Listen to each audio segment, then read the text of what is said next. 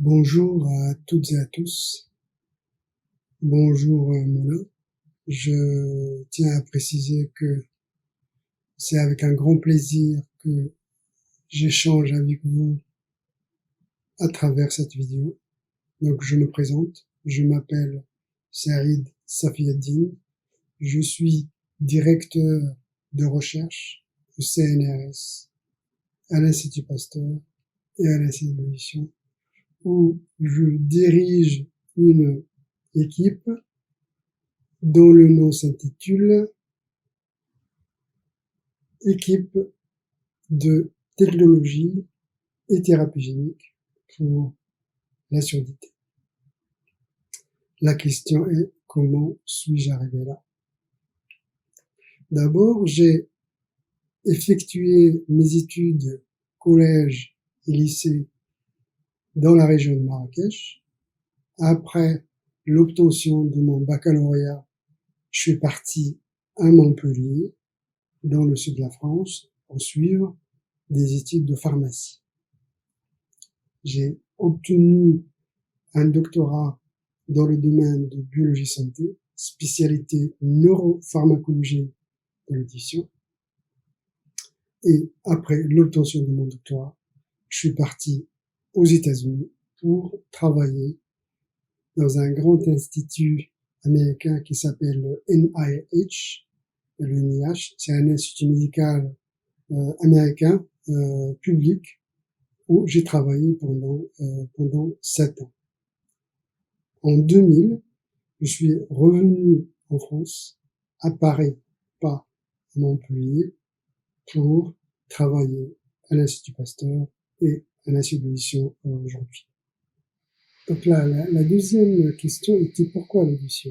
Je crois qu'il y a il y a 3 éléments, 3 facteurs qui ont influencé mon choix vers l'audition. Le premier était l'un des professeurs que j'ai croisé durant ma formation doctorale, que j'ai admiré pour sa passion pour la recherche médicale et pour la recherche sur les maladies de l'aura interne, et plus particulièrement sur les surdités. Et le deuxième facteur, c'est à l'époque, le domaine de l'audition était le parent pauvre de la recherche. L'handicap surdité était souvent sous-estimé et le coût économique d'un tel handicap était souvent sous-estimé également. Donc il y avait quasiment tout à faire, car pour trouver un traitement pour une pathologie quelconque, il faut d'abord comprendre le mécanisme physiologique ou physiopathologique, ce qui n'était pas le cas à l'époque pour les surdités. Et le troisième facteur, c'est que lors de ma thèse, la soutenance de ma thèse, l'un des jurys qui était américain, il est venu me voir après ma soutenance. Il m'a évidemment félicité pour ma thèse, mes travaux de thèse. Et il m'a dit que les projets que j'ai proposés lors de la soutenance de ma thèse, ça l'intéresse. Et si je souhaite les développer chez lui aux États-Unis dans son labo, j'étais le bienvenu. Donc j'ai accepté l'offre et je suis parti travailler avec lui dans un institut prestigieux des États-Unis qui s'appelle le NIH. C'est un institut national de recherche médicale américain, localisé dans la banlieue de Washington. Et j'ai passé 7 ans à travailler là. L'autre question concerne les avancées majeures dans le domaine de l'édition. Je pense que pour résumer les avancées des 15 dernières années, elles concernent l'établissement du paysage génétique des surdités et la démonstration que 70% des surdités chez l'enfant sont d'origine génétique et que ces surdités peuvent être traitées par thérapie génique. Alors, c'est quoi la thérapie génique? Comme vous le savez tous, les gènes gouvernent nos organes et leurs cellules. Un gène qui est impliqué dans la fonction du muscle, de l'activité musculaire, lorsqu'il est défectueux, il provoque une faiblesse musculaire, une dégénération musculaire, la myopathie du Duchenne, par exemple. Lorsqu'un gène est essentiel à l'audition, lorsqu'il est défectueux, il provoque une surdité de sévérité variable, de sévère ou profonde. La thérapie gène consiste à remplacer ou corriger ces gènes dans l'organe malade pour restaurer sa fonction normale. C'est exactement la définition courte de la thérapie génétique. La troisième question concernait la première mondiale sur laquelle mon équipe travaille en collaboration avec d'autres. Il s'agit là d'une preuve de concept que mon équipe a fournie, démontrant que la surdité héréditaire chez l'enfant peut être traitée par thérapie génique. Alors, je vais essayer de résumer ce projet qui a duré à peu près 15 ans en 3 minutes. Donc, nous avons d'abord identifié le gène de cette surdité chez l'enfant.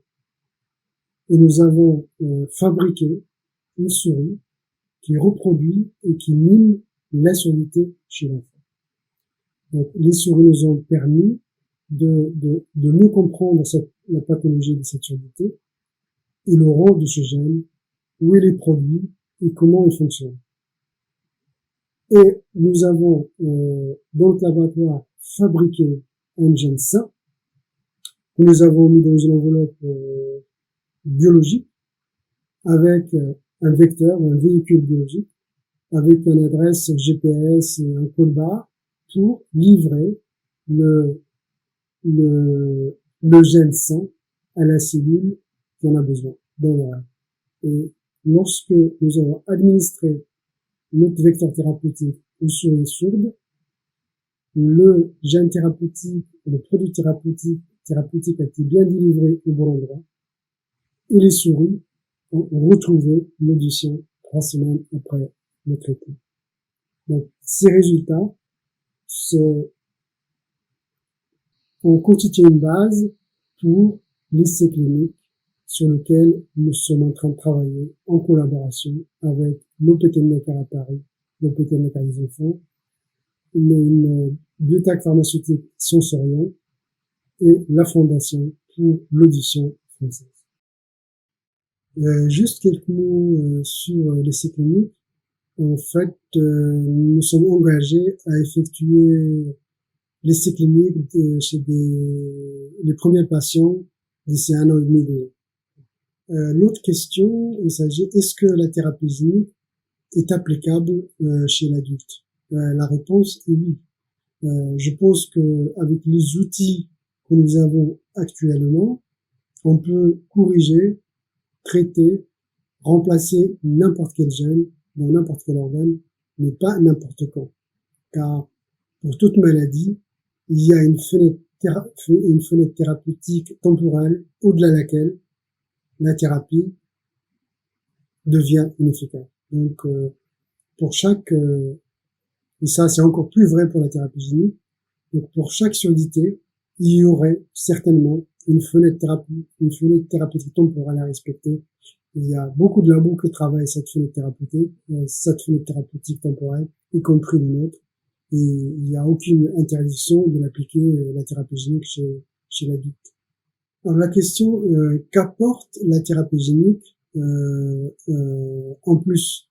En fait, les malentendants et les sourds sont appariés avec des implants cochléaires, des aides auditifs plutôt, et en fait le son entendu ou traité par le cerveau, c'est un son artificiel. Alors que la thérapie génique, en fait, ce qu'on fait, c'est qu'on restaure l'audition naturelle. Il n'y a pas d'électronique dans notre traitement thérapeutique. On restaure la fonction du gène défectueux et on rétablit un signal naturel qui va être facilement interprétable et compréhensible par le cerveau. Les conséquences de la surdité et d'une perte auditive en général sont énormes. Je cite juste les statistiques américaines. On estime que le coût social pour le traitement de la surdité est égal et supérieur plutôt à celui pour le traitement du cancer, du diabète et des maladies cardiaques réunies. C'est dire que l'audition, c'est vraiment un handicap qui est majeur dans notre société moderne. Alors, qu'est-ce qu'il faut pour éviter une surdité précoce ou une surdité soudaine? Ça peut arriver aussi. C'est protéger ses oreilles, rester loin des sources sonores, traumatiques plutôt, et protéger vos oreilles lorsque vous traversez ou vous vivez dans un environnement très bruyant, et aussi baisser la fréquence des expositions, de vos expositions à des sources sonores traumatiques. Pour l'instant, c'est le seul conseil qu'on prodigue ici pour nos étudiants. Donc la dernière question concerne mes liens établis avec le Maroc. Est-ce que j'ai des liens établis avec le Maroc pour dynamiser la recherche? Oui, j'ai des relations fréquentes avec aussi bien avec des ORL chirurgiens à Marrakech qu'à Casablanca. J'ai beaucoup plus de contacts physiques avec Marrakech puisque j'habite pas loin et je rentre souvent. Donc je donne des conférences, on échange des données sur des patients, on essaie aussi d'échanger des étudiants entre l'institut. C'est un peu difficile, mais on essaie quand même. Mais nous avons également, avec le professeur Ouaji, qui est le chef de service ORL de Marrakech, nous avons organisé en 2017 un premier symposium sur la thérapie génique des surdités, un symposium qui a un grand succès. Le deuxième symposium a été organisé à Hanovre en 2021 et nous proposons avec Raji d'organiser le troisième symposium sur les thérapies géniques de la surdité à Marrakech en 2023, en novembre 2023. Et ça, c'est notre futur projet avec Marrakech et la faculté de médecine de Riyad en 2023, en novembre, Inch'Allah. Voilà, j'espère que j'ai bien répondu à vos questions. Donc, je vais essayer de compiler ça et vous l'envoyer. À très bientôt.